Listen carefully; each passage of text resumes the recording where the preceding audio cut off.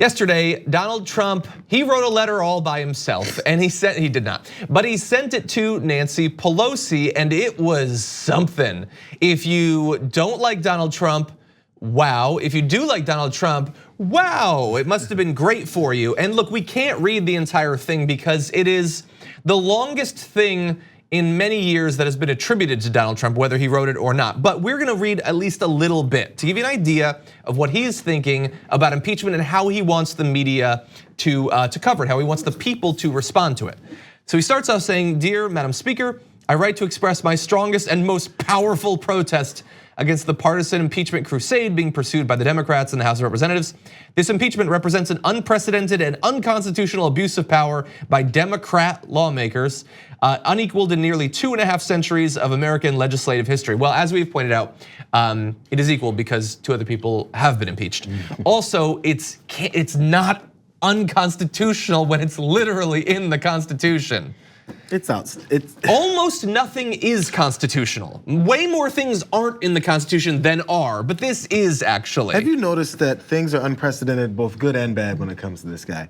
Unprecedented and never been heard before. Yeah, it's never been heard before. It's never been done to this scale, to this degree, ever in American history. No matter what, whether it's a good thing where he says, "Yeah, never been so many people have voted for me," which we're going to get to in this letter. No, not many people have voted for me, have been at an inauguration, have been in rallies, and then on the flip side, never in American history has this many people been so against me. Have been the media's acted this way? Have they conducted such a witch hunt? Has there been this partisan? All these things are so unprecedented. Yeah. Before it's all said and done, Donald Trump is going to declare himself the first president in American history somehow. Yeah. He's already compared himself to George Washington. Yeah. The thing where everything is unprecedented and everything hasn't been heard before either means that he is just the most hyperbolic person in history, or he's like effectively a goldfish. Every 30 seconds he forgets everything he knows. And so I've never heard this before.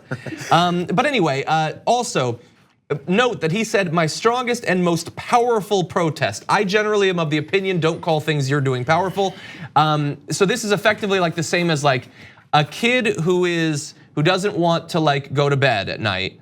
He's lodging a protest. If he begins crying and stamping his feet, that's his most powerful protest. And you'll get what I mean as we read more of this letter.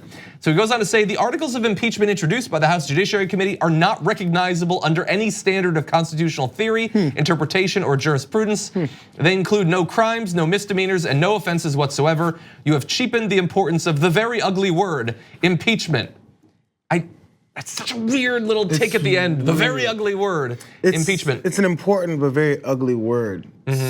Under what terms are you supposed to use it? Like, you cheapen it by using a very ugly but important word. So what circumstances do you use an ugly but important word? I don't know. It's like the letter could be a lot more concise. And I'm sure, like it's been edited clearly, unless you think that he came up with the word jurisprudence on his own. But still quite lengthy. But look, let's get to the meat of it, which is both some really obvious lies, but also his attempt to explain his behavior during the entire scandal. He says, "Everyone, you included, knows what is really happening. Your chosen candidate lost the election in 2016 in an electoral college landslide, 306 to 227. We'll return to that in just 1 second. And you and your party have never recovered from this defeat. You have developed a full-fledged case of what many in the media call Trump derangement syndrome, and sadly, you will never get over it. You are unwilling and unable to accept the verdict issued at the ballot box during the great capital E election of 2016. So you've spent 3 straight years attempting to overturn the will of the American people and nullify their votes. You view democracy as your enemy." There's a lot there. Really fast, he said 306 to 227, just want to be clear, the final result, you can find out yourself, it's 304 to 227. Now look, I know that might seem petty to point out that he gave himself a bigger buffer than he actually had. But I would not have done it, I swear, if he hasn't repeated that lie literally 100 or more times since he was elected. He keeps saying 306. It's not true, it's just not. And also, it's a landslide. It's like the 47th biggest lead that someone has had in the Electoral College. We've only had like 50 odd elections. And so that's weird too. But anyway, let's return to the substance there where he's complaining about Trump derangement syndrome. Yeah. This is an official letter from the president on the eve of impeachment claiming that they just hate him and they've gone mad with hatred. I'm curious which part of the media has coined it Trump derangement syndrome, because I thought, because there's this guy in the White House that keeps saying the media is corrupt, it's fake, and they're always against him. Which part of the media is the one that's calling it Trump derangement syndrome if the media is the one that's against you all the time? Just say it. Fox. Right? Yeah, just say it openly. There was a part of the end of that. I'm sorry. So the 306, we're talking about how much he's won by. So let's compare it to how much he's going after Adam Schiff, who he says apparently should be executed. Off of paraphrasing what he said on the phone call with Ukraine. That lie, that outrageous lie that Adam Schiff said, because he paraphrased your words to make sure people know what happened, is devastating to your presidency and to the truth. Yeah. But we're supposed to overlook the fact that you keep changing the electoral college numbers on your victory? No, this is a big deal. Over and over yeah, and if you do over it and constantly, over again. you have a problem with people that It's just weird. that It's so point petty. out things about you that you consider lies that are actually the truth. And yet you can change the numbers on something that's as definite and determined as the numbers of an election. Yeah, and by the way, the projection and you view democracy as your enemy, they're disenfranchising voters literally everywhere across the country right now. There's nothing they hate more than the ability of people to vote freely and to choose their own leaders. Also, just a historical note, the origin of blank derangement syndrome, do you wanna know where that came from? So, as far as I have been able to find out, the first derangement syndrome was Bush derangement syndrome, and it was a term that was applied to critics of George W. Bush, who were opposed to him, and they were cast as crazies. You just don't like Bush because you don't like his war, which you're totally wrong about. It's gonna be so awesome. You're just driven by hatred for George W. Bush. Those people were proven 100 times over to be right about that conflict and how horrendously wasteful and damaging and tragic it was. And so, yes, cast me as having Trump derangement syndrome. That only implies to me that in the future, people will look back and think that we were those who actually had our eyes open while this was going on. It's way worse. Okay, let's move on to a little bit more of the letter. He goes on to say, once I presented the transcribed call, wasn't a transcript, but which surprised and shocked the fraudsters. They never thought that such evidence would be presented. Let's pause there, because I agree with him, but not for the reason that he says it. I didn't think that you would present it because it was damning evidence of the scheme that you were cooking up. Absolutely. Anyway, continuing, the so-called whistleblower, it's not so-called, like you don't like him, I get it, but he is a whistleblower. Anyway, and the second whistleblower disappeared because they got caught. Their report was a fraud and they were no longer going to be made available to us. In other words, once the phone call was made public, your whole plot blew up, but that didn't stop you from continuing. I mean, look, I get that that's what he wants to have happened, but the scandal was not that bad for him until the transcript was released.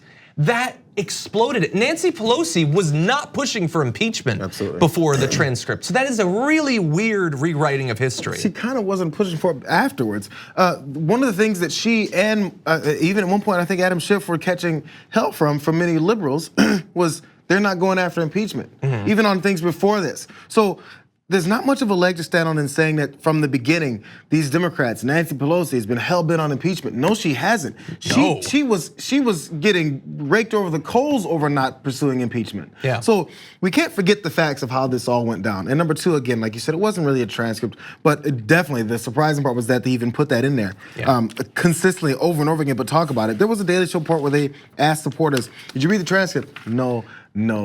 No, they didn't. And he knows that they won't. Exactly. So one of the lines that's getting the most press out of this is more due process was afforded to those accused in the Salem witch trials. I looked into it, no. So again, and it's not just factually inaccurate and a weird thing. I know he's obsessed with the witch hunt thing and everything, but it's also that like the impeachment inquiry is not a trial. It's not a criminal trial. Even the Senate trial is not a criminal trial. It is to say that like your regular constitutional like rights are being infringed.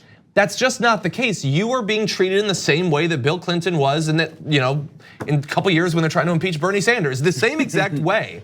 It has nothing to do with due process. But he goes on to say one last thing. This is the end. Mercifully, 100 years from now, when people look back at this affair, I want them to understand it and learn from it so that it can never happen to another president again. Sincerely yours. It's an 8 on the Richter scale. And I agree. I do agree. I hope that in 100 years, people are still looking back on this and learning from it.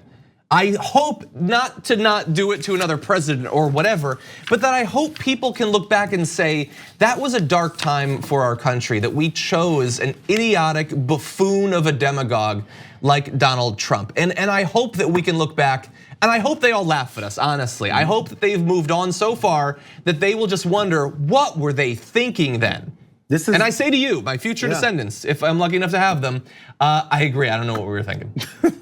Well, many of us were not. But also, again, the approach he took in talking about how this is unprecedented and it's hurt me and I can't believe you guys would do this to America. This is the ravings of a person who's never been held responsible for any of their actions in life. So when someone says, hey, you can't do that, and he goes, of course I can, because he has said that. Of course I can do that, I'm me. And then someone actually pushes back, he goes, how dare you? I'm Donald J. Trump, I can do whatever I want. This is the guy who's never been held responsible. When a 5-year-old is not given the consequences to his actions, he's gonna keep doing them. And then when you're 77 years old and you haven't been held responsible, you're gonna go, why are you starting now? Yeah, look how the spoiled kids in Charlie and the Chocolate Factory responded when they were finally held accountable by that brave entrepreneur. And he had to know this letter would go public. It's not like this is a private letter. No, it's 100. This is for his base. The whole point is for them to hear him yell in a letter form rather than on Twitter. There's nothing more that they want than a president who could be bouncing off the walls of an insane asylum, basically, and they will love this, I get that. Thank you for watching this clip from the Damage Report. For more content from the show and access to TYT Network members-only exclusives, go to tyt.com/Brooke. Wait, no, it's tyt.com/John. Go to tyt.com/John to sign up.